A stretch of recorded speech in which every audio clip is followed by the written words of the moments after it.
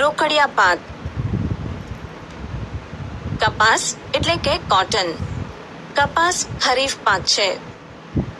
ભારત અને ગુજરાતમાં મુખ્ય રોકડિયા પાક તરીકે કપાસ અગત્યનું સ્થાન ધરાવે છે.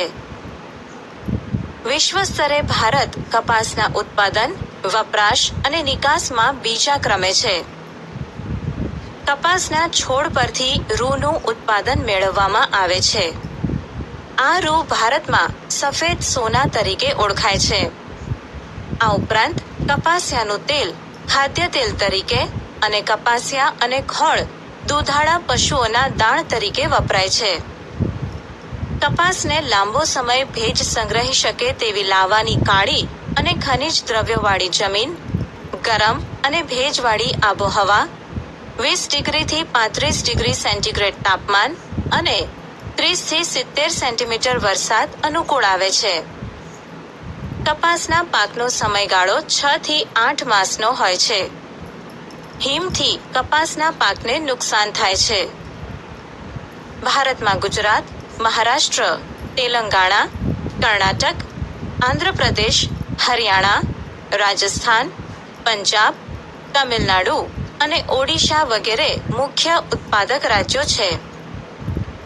ગુજરાતના ખેડૂતોએ બીટી કપાસના બિયારણને અપનાવી લેતા વાવેતર વિસ્તાર, ઉત્પાદકતા, કુલ ઉત્પાદન તથા ગુણવત્તામાં ગુજરાત રાજ્ય સમગ્ર દેશમાં પ્રથમ ક્રમે છે.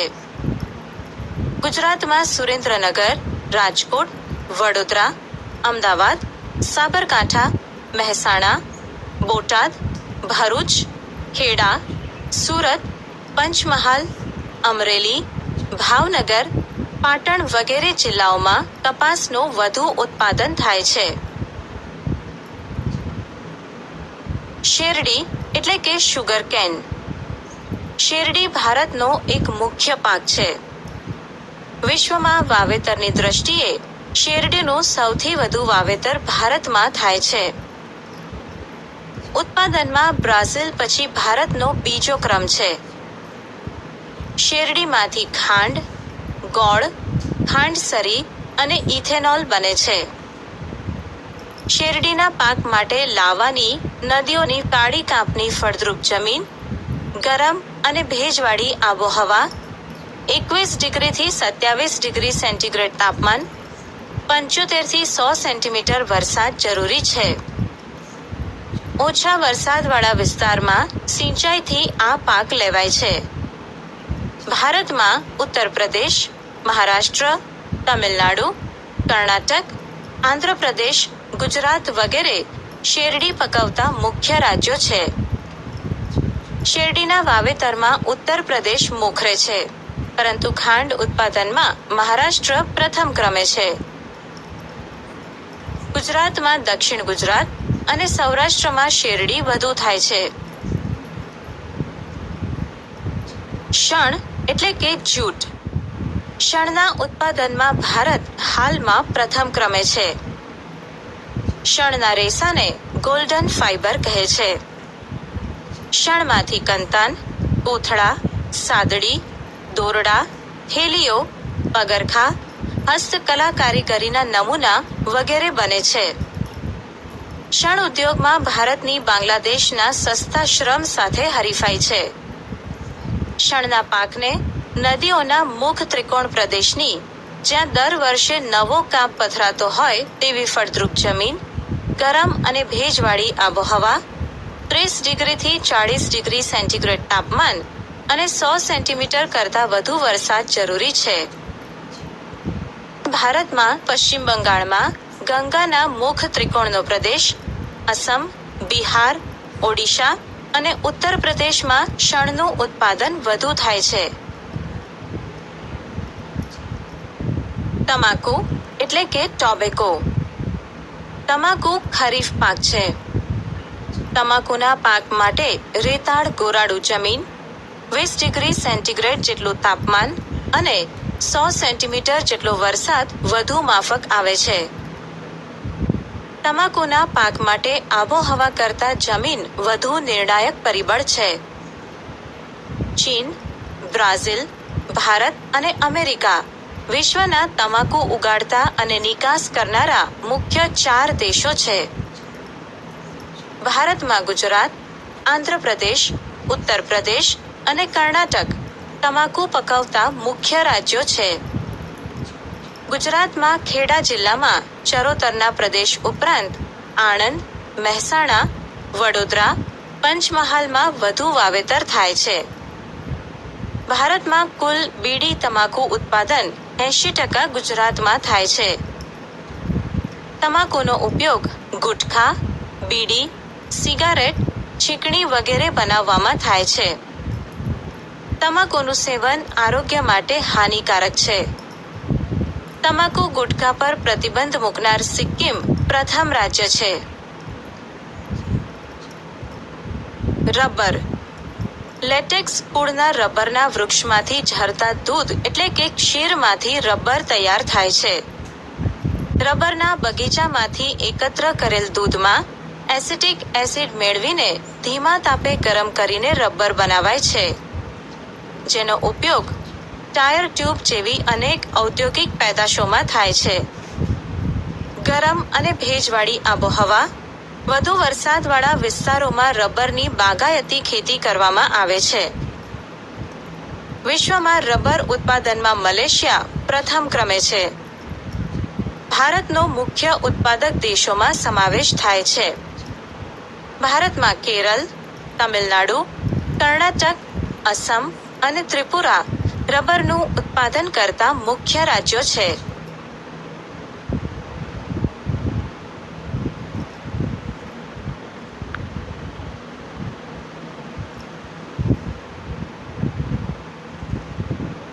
ઔષધીય અને મસાલા પાક.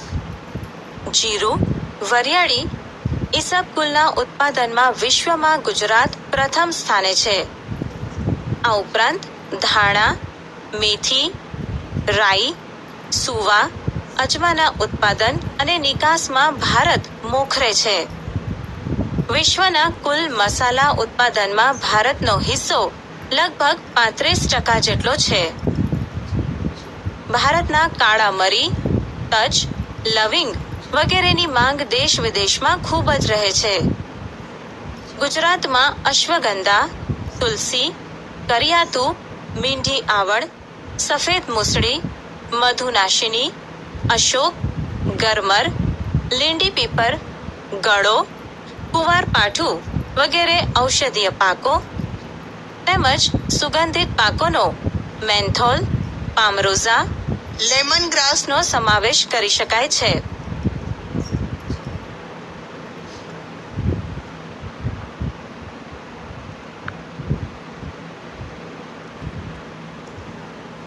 ફળો, શાકભાજી અને ફૂલોની ખેતી. વિશ્વમાં ફળોના ઉત્પાદનમાં ભારત ચીન પછી બીજા ક્રમે છે. ભારતમાં કેળા, કેરી, સફરજન, દ્રાક્ષ, નાસપતિ, નારંગી વગેરેની ખેતી થાય છે. કેળા તમિલનાડુ, ગુજરાત અને મહારાષ્ટ્રમાં, તો સફરજન જમ્મુ કાશ્મીર, હિમાચલ પ્રદેશમાં તથા દ્રાક્ષ ઉત્તરાખંડ, મહારાષ્ટ્ર, હિમાચલ પ્રદેશ, જમ્મુ કાશ્મીર, પંજાબ, તમિલનાડુ અને આંધ્ર પ્રદેશમાં થાય છે. આ ઉપરાંત વિવિધ શાકભાજીની ખેતી પણ થાય છે. ફૂલોમાં ગુલાબ, જુઈ, મોગરો, ગલગોટા વગેરેની ખેતી થાય છે. આમ ભારતમાં વિવિધ પ્રકારના પાક થાય છે. આટલું જાણવું ગમશે. ગુજરાતમાં રોકડિયા પાકોની ખેતી વધતા ઘાસચારાના પાકની અછત રહે છે. ઘાસચારાના વિવિધ પાકો જેવા કે ધરફ એટલે કે ગુજરાત ધરફ 1, અંજન એટલે કે પૂસા યલો અંજન, માર્વેલ એટલે કે ગુજરાત માર્વેલ ઘાસ 1, શણિયાર એટલે કે ગુજરાત શણિયાર 1 તેમજ જીંજવો, ધામણ, હેમેટા અને ક્લાટોરિયા જેવા ઘાસચારાના પાકો વાવી શકાય. સામાન્ય રીતે બધા જ ઘાસચારાના પાકોની કાપણી ઓક્ટોબર માસમાં એટલે કે વાવણી પછી 4 માસે કરવી જોઈએ.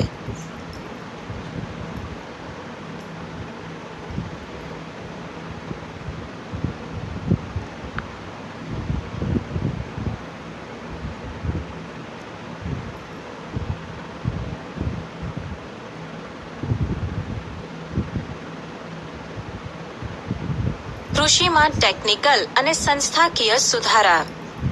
પહેલાના જમાનામાં દાતરડું, કોદાળી, પાવડો, ઓરણી, હળ, ગાડું જેવા ટાંચા અને સાદા સાધનો વડે ખેતી કાર્ય કરવામાં આવતું. હવે એમાં આધુનિક ઉપકરણોએ પગ પેસારો કર્યો છે, જે પૈકી ટ્રેક્ટર, ટ્રેલર્સ, રોટાવેટર સૌથી સામાન્ય છે. આ ઉપરાંત ઘઉંની કાપણી માટે પ્રથમ થ્રેશર અને ત્યારબાદ હાર્વેસ્ટર જેવા અત્યાધુનિક ઉપકરણો વપરાવા લાગ્યા છે. આ સિવાય રાસાયણિક ખાતરો, હાઇબ્રિડ બિયારણો, બીટી બિયારણો, જંતુનાશક દવાઓ તેમજ ટપક સિંચાઈ, ગ્રીન હાઉસ વગેરેનો વપરાશ વધ્યો છે. ટેકનિકલ સુધારા. ભારતમાં ખેતી ક્ષેત્રે બિયારણ, ખાતર અને ખેત સાધનોમાં આવેલા પરિવર્તન ટેકનિકલ સુધારા તરીકે ગણાય છે. સિંચાઈ માટે ખેડૂત પહેલા કોસ રહેટનો ઉપયોગ કરતો એ આજે સબમર્સિબલ કે મોનોબ્લોક પંપ, સોલાર પંપ, ટપક સિંચાઈ અને ફુવારા પદ્ધતિનો ઉપયોગ કરતો થયો છે. રાસાયણિક ખાતરો ડીએપી, એનપીકે એટલે કે નાઇટ્રોજન, ફોસ્ફરસ અને પોટાશ, યુરિયા તેમજ જૈવિક ખાતરો એટલે કે બાયો ફર્ટિલાઇઝર, પ્રવાહી જૈવિક ખાતર, બાયોટેક બિયારણો વગેરેનો ઉપયોગ થાય છે. ખેડૂત પાક સંરક્ષણ માટે જંતુનાશક દવાઓ અને જૈવિક નિયંત્રક એટલે કે બાયો કંટ્રોલનો ઉપયોગ કરતો થયો છે. સરકાર દ્વારા ખેડૂતોને રેડિયો, ટીવી, વર્તમાનપત્રો, ડીડી કિસાન ચેનલ, મોબાઈલ પર કિસાન એસએમએસ, ટોલ ફ્રી નંબર 1800-180-1551 કિસાન કોલ સેન્ટર, સરકારના ખેડૂત વેબ પોર્ટલ આઈ ખેડૂત તથા એગ્રી માર્કેટ જેવી મોબાઈલ એપ દ્વારા સતત માહિતી, નવી તકનીકો અને માર્ગદર્શન પૂરું પડાય છે. ગ્રામ વિસ્તારોમાં કૃષિ સંશોધનો અને નવી તકનીકોનો પ્રચાર પ્રસાર ગ્રામ સેવકો દ્વારા ખેડૂતો સુધી પહોંચાડાય છે. સરકારે દરેક જિલ્લા મથકે ખેડૂત તાલીમ કેન્દ્રની સ્થાપના કરી છે, જેમાં ખેડૂતોને પ્રશિક્ષિત કરાય છે. ગુજરાતમાં કૃષિ મેળાઓ દ્વારા ખેડૂતોને અદ્યતન માહિતી અને માર્ગદર્શન અપાય છે. દરેક રાજ્યમાં કૃષિ યુનિવર્સિટી અને કૃષિ મહાવિદ્યાલયોની સ્થાપના કરવામાં આવી છે.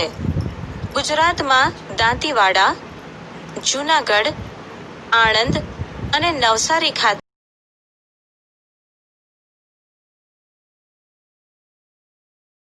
સંશોધનો કરે છે અને કૃષિ વેદો તૈયાર કરે છે.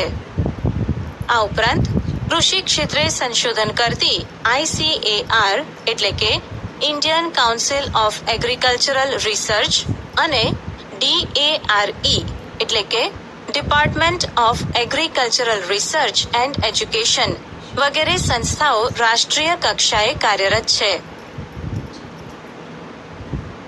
સંસ્થાકીય સુધારાઓ. ભારતમાં જમીન માલિકી, ખેત ધિરાણ અને ખેત પેદાશના વેચાણ અંગે થયેલ સુધારા સંસ્થાગત સુધારા ગણાય છે. સરકારે જમીનદારી પ્રથા નાબૂદ કરી ખેડૂતોનું શોષણ અટકાવ્યું છે. ખેડે તેની જમીન ના કાયદા દ્વારા ખેડનારને જમીન માલિકીનો સાચો હક આપ્યો છે. જમીન ટોચ મર્યાદાના કાયદા દ્વારા જમીન માલિકીની અસમાનતા દૂર કરેલ છે. કિસાન ક્રેડિટ કાર્ડ દ્વારા અને રાષ્ટ્રીયકૃત તેમજ સહકારી બેંકો દ્વારા ખેડૂતોને આર્થિક મદદ માટે કૃષિ ધિરાણ આપવામાં આવે છે. સરકાર બિયારણ અને ખાતરો તથા જંતુનાશક દવાઓ ખરીદવા માટે સબસિડી અને આર્થિક મદદ કરે છે. પ્રધાનમંત્રી પાક વીમા યોજના દ્વારા ખેડૂતોને ખેતી પાકોનું વીમાકીય રક્ષણ પૂરું પાડવામાં આવે છે. દુષ્કાળ કે વધુ વરસાદને કારણે પાક નિષ્ફળ જાય ત્યારે સરકાર દ્વારા ખેડૂતને આર્થિક સહાય કરવામાં આવે છે. માર્કેટ યાર્ડમાં ખેત પેદાશોના વેચાણમાં કાયદાકીય જોગવાઈ કરી ખુલ્લી હરાજીની પ્રક્રિયા વ્યાપક બનાવી છે. ખેડૂતોને ખેત પેદાશોના પોષણક્ષમ ભાવ મળી રહે તે માટે સહકારી મંડળીઓ, ખરીદ વેચાણ સંઘ, સહકારી ધોરણે ગોદામો, શીતગૃહો, પરિવહન અને સંદેશા વ્યવહારની સુવિધા પૂરી પાડી છે. ખેડૂતો પાસેથી ખેત પેદાશોની સરકારે નક્કી કરેલ પોષણક્ષમ ટેકાના ભાવે ખરીદી કરવા માટે નીચેની સંસ્થાઓ કાર્યરત છે. 1. National agricultural cooperative marketing federation of India. 2. Gujarat તેલીબિયાં ઉત્પાદક સંઘ એટલે કે Gujarat cooperative oilseeds growers federation. 3. રાષ્ટ્રીય ડેરી વિકાસ નિગમ national dairy development board NDDB.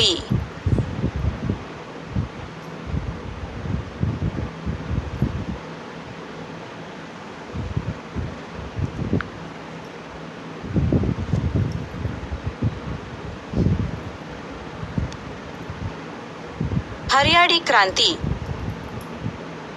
આપણા દેશમાં 1960ના દશકમાં કૃષિ ક્ષેત્રે હરિયાળી ક્રાંતિ સર્જાઈ તે પહેલા એવો સમયગાળો હતો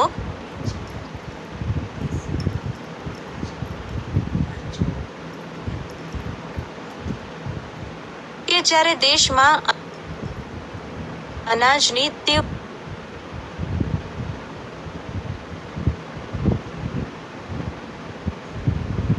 અછત પ્રવર્તતી હતી.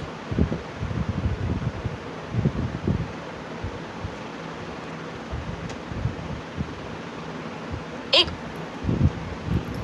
મુખ્ય કૃષિ પ્રધાન દેશને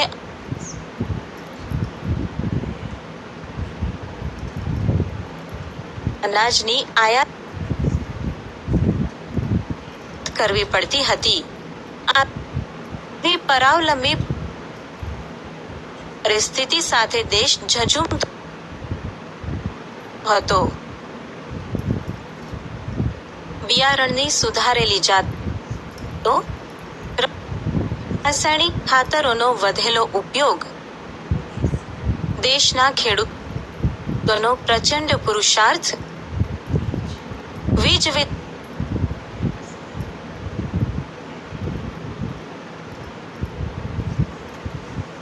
વ્યાપક વ્યવસ્થા, સિંચાઈની સવલતોમાં થયેલ સુધારા વગેરે પરિબળોથી કૃષિ ક્ષેત્રે ઉત્પાદનમાં થયેલ અસાધારણ વધારાને હરિયાળી ક્રાંતિ એટલે કે ગ્રીન રેવોલ્યુશન તરીકે ઓળખવામાં આવે છે. હરિયાળી ક્રાંતિનો મુખ્ય ઉદ્દેશ હતો કૃષિ ઉપજમાં